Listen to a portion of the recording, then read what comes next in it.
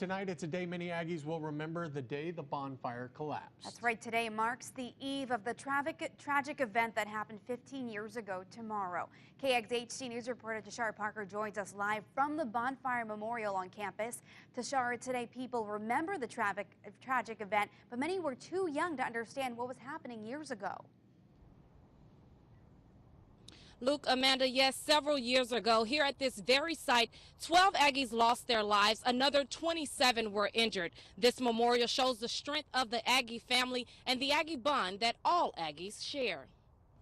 I'm a third-generation Aggie, so my parents were both Aggies, my grandparents, so A&M is a huge part of my family. While many remember November 18th, 1999 as if it were yesterday, Hannah Heike was barely old enough to understand what was going on. And I was only 4, when this all happened, but I remember my parents just being upset and crying, and I just remember, being confused. Crying after receiving news that 12 Aggies lost their lives. Another 27 were injured.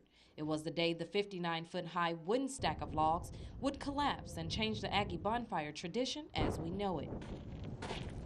And over the years, I remember just learning about what happened, and it wasn't it was still kind of strange to me. I was like, well, why are my parents so upset? We didn't actually know any of the people. Although our parents didn't know the victims personally, it was the Aggie bond that shined the brightest. It was just my parents were telling me, we're all Aggies, and that's what really matters. And I mean, over the years, I remember being impacted by that, but I still didn't really know what it all meant. Today, this ring-style memorial and rectangle-shaped portals represent the 12 Aggies who lost their lives.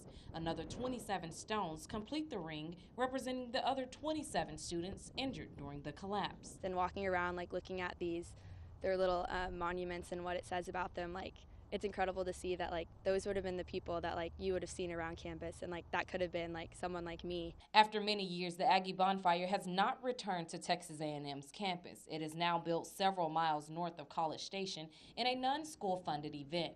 Still, Hannah says we could all learn something from such a horrific tragedy. It just shows you how life is short, but you have to make it count and love those around you, and you can see that in all of these people that they live their life to the fullest.